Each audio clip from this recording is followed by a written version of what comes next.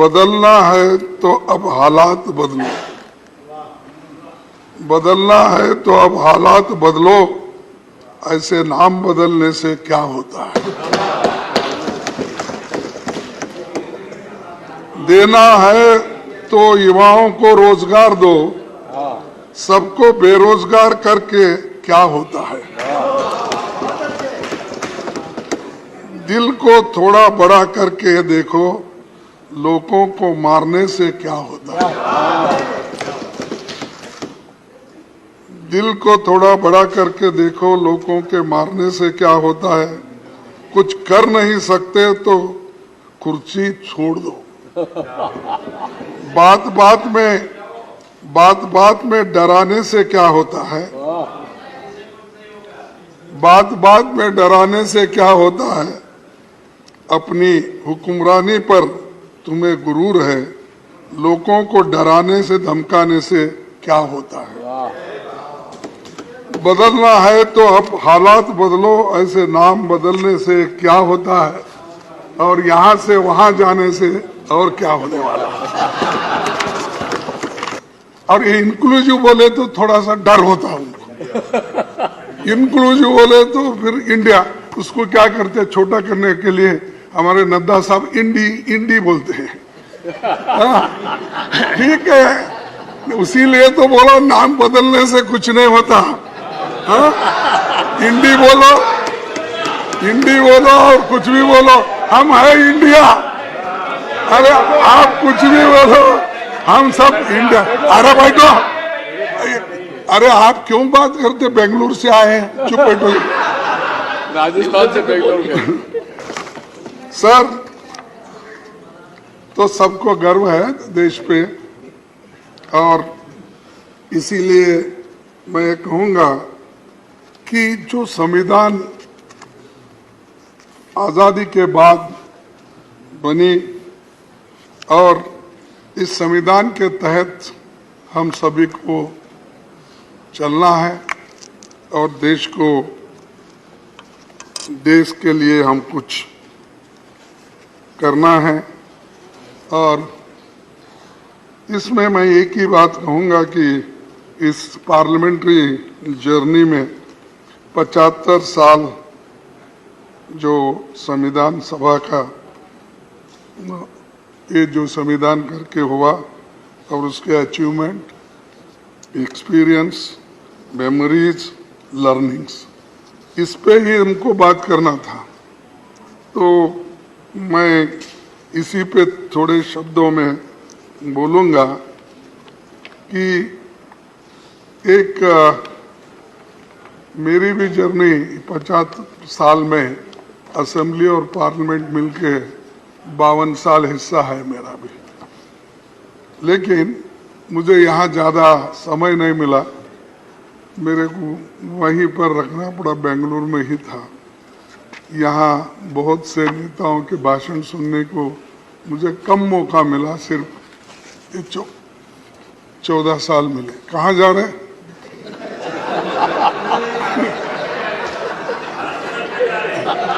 नहीं, बड़ी गड़बड़ी में जा रहे थे तो मुझे लगा, बड़ी गड़बड़ी में जा रहे तो मुझे लगा, तो इसलिए पूछा। ये टच करना कानून का उल्लंघन भी है। अब ये साहब, हमारे हाउस में उल्लंघन बहुत होते हैं, फिर भी आप दिलदार हैं, उसको संभाल लेते हैं। उसीलिए मैं बोला उसको, संजय सिंह को और चड्ढा को बुला लो।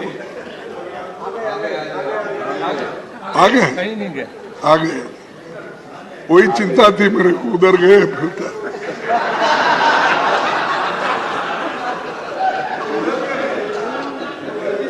सर, ये संविधान सभा, ये भवन आजाद भारत के सारे बड़े फैसलों का गवाह है। और इसी भवन में हमारी संविधान सभा 11 सत्रों में 165 दिन बैठी। उसने 90,000 शब्दों वाला जो संविधान बनाया, वो 26 जनवरी 1950 को लागू हुआ। जब 26 नवंबर 1949 को संविधान सभा ने इसकी मंजूरी दी। वहां की बहस सुनने के लिए करीब 53,000 लोग आए थे, विजिटर्स, यानी इस मौके पे। आपको तो मालूम है, पहले जब वोटिंग पावर थी 1935 के, तो इस एक्ट के तहत जो टैक्स देते हैं, जिनके पास जमीन है, जो पढ़े लिखे हैं, जो इनकम टैक्स पे करते हैं, ऐसे लोगों के लिए ही वोटिंग का अधिकार था। लेकिन हमने जो संविधान बनाया, पंडित जवाहरलाल नेहरू जी और डॉक्टर बाबा साहब अम्बेडकर, वल्लभ भाई पटेल, जितने भी महान नेता उस वक्त इस कॉन्स्टिट्यूंट असेंबली में थे, उन्होंने अडल्ट फ्रेंचाइज दिया। आप लिखो या आप पढ़े हो या अनपढ़ हो, आप गरीब हो या अमीर हो, सबको एक ही वोट और उसका वैल्यू भी एक ही। करेक्ट। जो एक बड़ा अमीर आदमी, फर्ज करो अदानी के जैसा, उसको भी एक ही वोट, उसका वैल्यू भी एक ही वोट। लेकिन आज हमारे जो कर्मचारी है, छोटे लोग हैं, काम करते, उनको भी एक ही वोट। ये किसने दिया?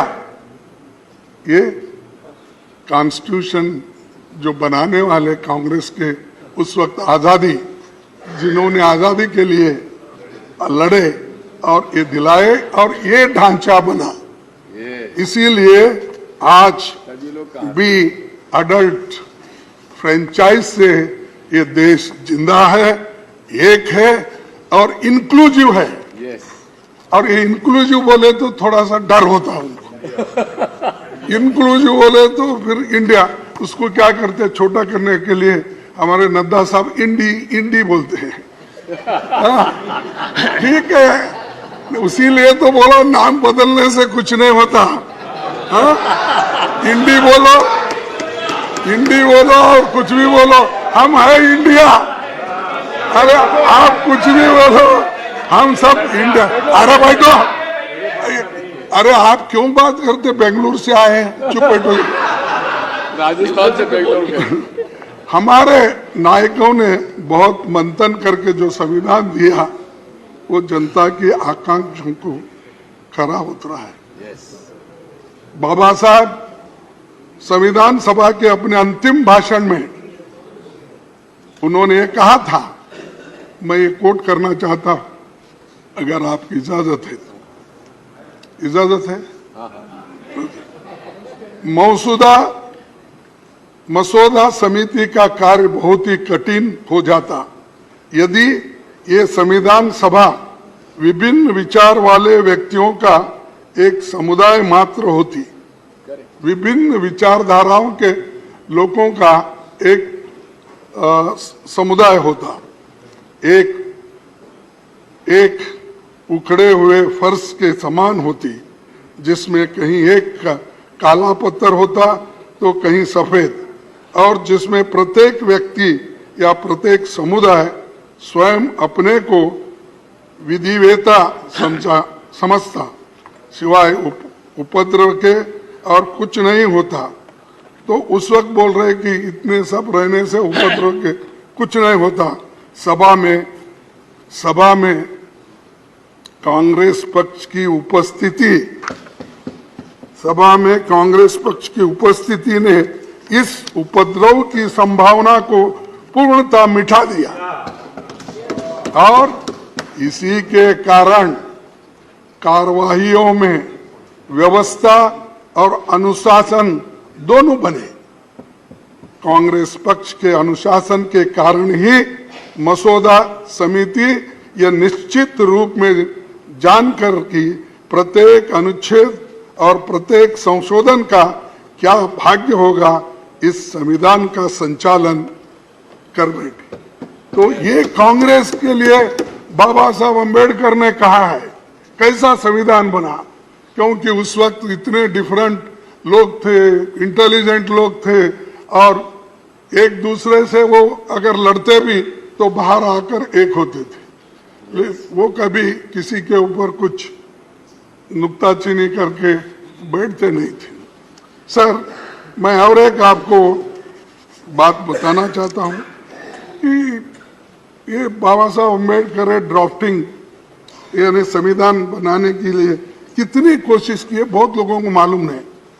चूंकि ये कहते हैं ड्राफ्टिंग कमेटी चेयरमैन थे, वो क्या ये क्या, ऐसा बोलने वाले बहुत हैं, क्योंकि कोई व्यक्ति को हम नहीं चाहते। ये खासकर ये हमेशा ये दलितों की हालत होती है, तो जब उन्होंने इतना कष्ट करके रात दिन बैठ के जो संविधान उन्होंने बनाया, इसीलिए उसमें एक टीटी कृष्णमाचारी का एक कहावत अपना स्टेटमेंट है, मैं आपके सामने पढ़ के। संविधान का निर्माण करने वाली चुनिंदा 7 सदस्यों की ड्राफ्टिंग कमेटी में सबसे बड़ी भूमिका डॉक्टर अंबेडकर ने बना। 7 लोगों, इसमें क्या होता, क्योंकि उसके एक सदस्य ने वो 7 में एक सदस्य त्याग पत्र दिया, कितने बचे? 6। एक सदस्य का निधन हो गया, कितने बचे? 5। जबकि एक अमेरिका चले गया, बचे 4। एक सदस्य रियासत के कार्यों में व्यस्त रहे और 2 सदस्य दिल्ली से दूर थे।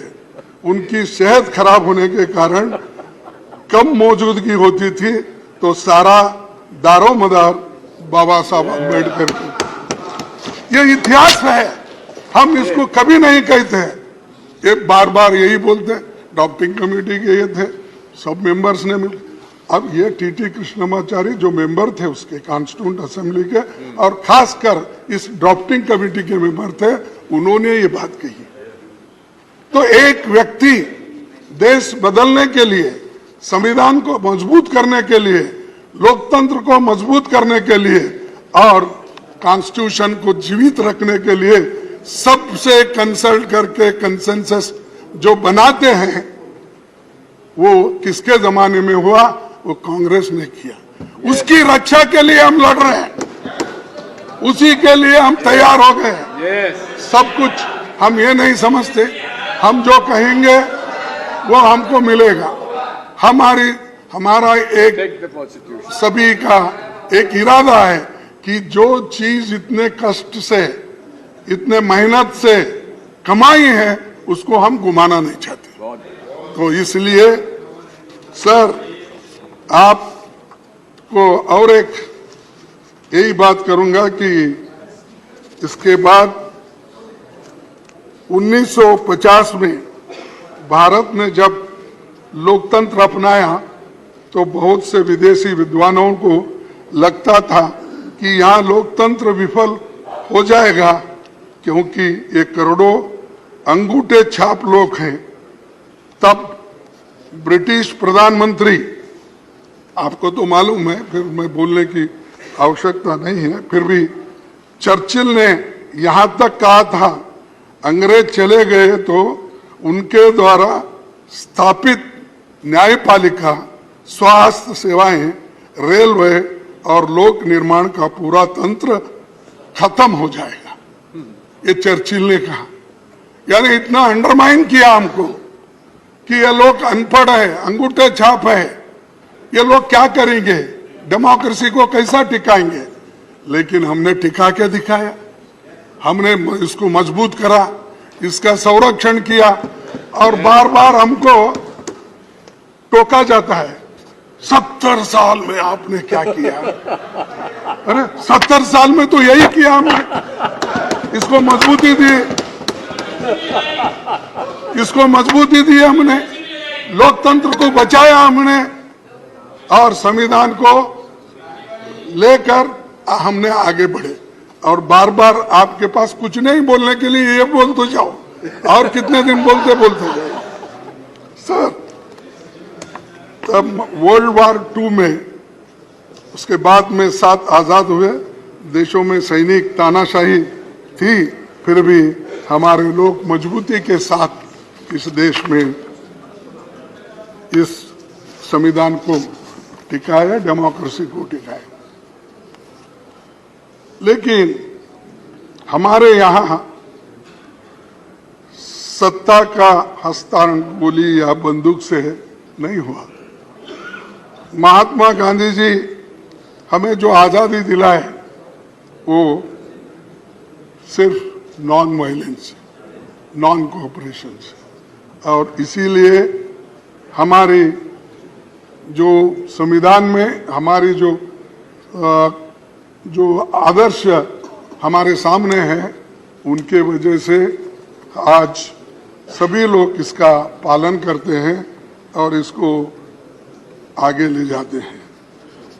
दूसरी बात मैं कहूँगा कि इस भवन में 75 सालों के दौरान देश की किस्मत बदली है और देश की सूरत बदलने वाली तमाम कानूनें यहाँ बनी हैं। जमींदारी अबोलिशन, छुआछूत मिटाने का, ओबीसी का आरक्षण के लिए कानून यहाँ बने, यहाँ तक कि ईडब्ल्यूएस के भी बने। सभापति जी ने, मैं पहले प्रधानमंत्री नेहरू जी का खास तौर पर जिक्र करना चाहता हूँ। उनका मानना था कि संसद तभी तक प्रासंगिक है जब एक समय की बदलती जरूरतों के मुताबिक निरंतर विकसित गतिशील संस्था बनी रहती है। तेजी से बदलाव के दौर में संसद की तेजी से काम करना होगा, ये नेहरू जी का कहना है। तो हम तो कोऑपरेट कर रहे तेजी से काम करने के लिए, लेकिन कभी कभी झगड़े की बात ही ज्यादा होती है। सर, नेहरू जी के पहले कैबिनेट में कैसा, यानी मैं ये बता रहा हूं कि कैसे डेमोक्रेटिक वे से पहले चलती थी। नेहरू जी के कैबिनेट में वो सबको अपने साथ लेके चलते थे। उन्होंने जो पहली कैबिनेट बनाई उसमें सबसे योग्य लोगों को शामिल किया। जो कांग्रेस में नहीं थे वैसे 5 लोगों को शामिल किया। साहब, उन्होंने तो 5 अपोजिशन के लोगों को शामिल किया, उनसे सहमति नहीं होती थी उनको किया। आप तो हमारी छाया भी नहीं देखना चाहते। उन्होंने पहली कैबिनेट बनाई थी बाबा साहब और श्याम प्रसाद मुखर्जी साहब समेत 5 दूसरे धारा के विचारधारा के लोग थे। अब हो सकता है सर, ये कब तक चली सर? हाँ, ये परंपरा कब तक चली? नहीं, देखिए, जब तक नहीं, उसके बाद में तो हर पार्टी, हर विचारधारा के लोग अपना अपना फ्लैग लेके निकले। जब झंडे अलग हो गए, लेकिन इसको बुनियाद डालने के लिए, सहन करने के लिए, सबको लेके जाने के लिए ये काम उन्होंने किया। अब तक तो चल रहा है, लेकिन एक कि आप अपोजिशन को सहन नहीं करते, उन्होंने सहन करके अपने कैबिनेट में लिया। हाँ, बाबा साहब अम्बेडकर को देखो, नहीं, अरे सुनो जी, तुमको क्या इतिहास मालूम है, मैं बताता हूँ। जब कोई भी पार्टी बनाते हैं तो अलग अलग पार्टी में होते हैं, तो वो बाद में बहस करता हूं मैं आपसे, आओ मेरे पास भी सब सबूत है। सर, नेहरू जी के बारे में बहुत बातें बोलते हैं अपोजिशन के लोग, खासकर बीजेपी के लोग। ये छोड़ दीजिए सर। सभापति जी, मैं ज्यादा बात नहीं करना चाहता हूं क्योंकि अब टेंशन में आ रहा मामला। तो सर, हम बहुत दिन से ये कोशिश कर रहे हैं, सभी की इच्छा है कि महिला रिजर्वेशन का बिल आना चाहिए और महिलाओं को देना चाहिए जो ड्यू है। आज तक हमने सब कोशिश की, लेकिन अब मैं समझता हूँ जब आप ये मुद्दा उठाएंगे तो जरूर आपके बात को मान्यता वो दे देंगे। तो मैं ये आंकड़े इसलिए देता हूँ थोड़े से। सर, सभापति जी, दुनिया बदल गई है। इस समय राज्यसभा में 10% और लोकसभा में 14% महिला सांसद है। विधानसभाओं में महिलाओं की भागीदारी 10% है।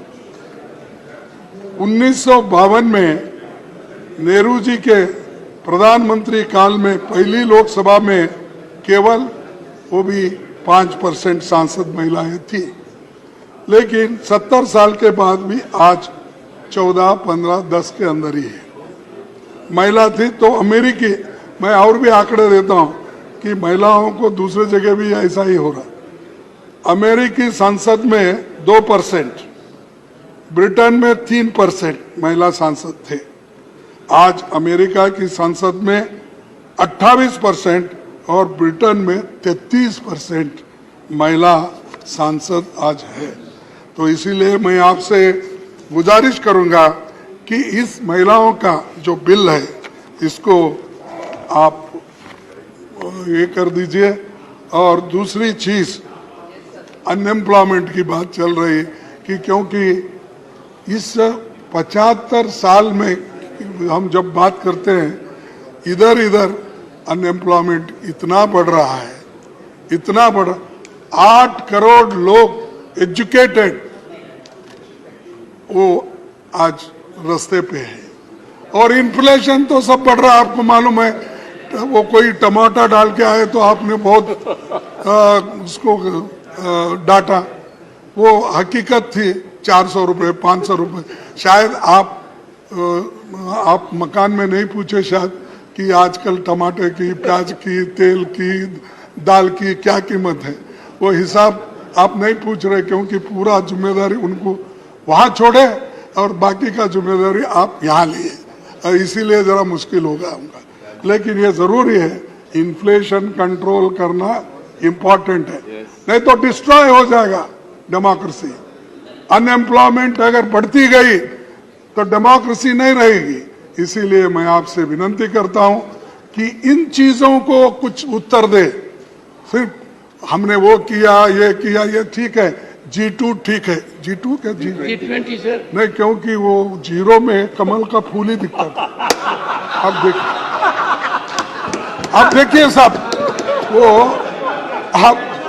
आप देखिए, वेरी गुड। हाँ, आप देखिए वो कभी भी एडवर्टाइजमेंट। खड़गे जी, आपका स्तरीय नहीं है, आपका हाँ। स्तर नहीं है, आपका स्तर नहीं है।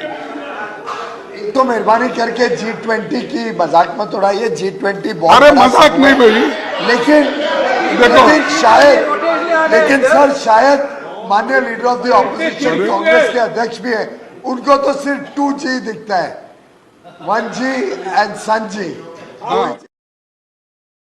ये देखो सर, मैं ईमानदारी के साथ कहता हूं, देश की जब बात आती है उसमें हम सब लोग एक है, उसमें कोई फर्क नहीं। लेकिन तुम बार बार वो गुत्ता मत लो, तुम भी पैट्रियट हो। पैट्रियट हमारे लोग हैं, जान हमारे लोग दिए, मर गए हमारे लोग, मजा आप उठा रहे हो और हमको सिखाते हो। सर आखिरी एक बात कह के आज आप बहुत एजिटेटेड हो। मैं खत्म करता हूँ। नहीं, आज आप बहुत एजिटेटेड हो। हाँ? आप बहुत गुस्से में हो आज। नहीं ना सर, हमारी वतन परस्ती के अनगिनत तारीखें हैं, हमारी वतन परस्ती के अनगिनत तारीखें हैं, बेशुमार किस्सा है। हो भी क्यों ना वतन से मोहब्बत, हो भी क्यों ना वतन से मोहब्बत, ये तो हमारे ईमान की हिस्सा है। तो धन्यवाद।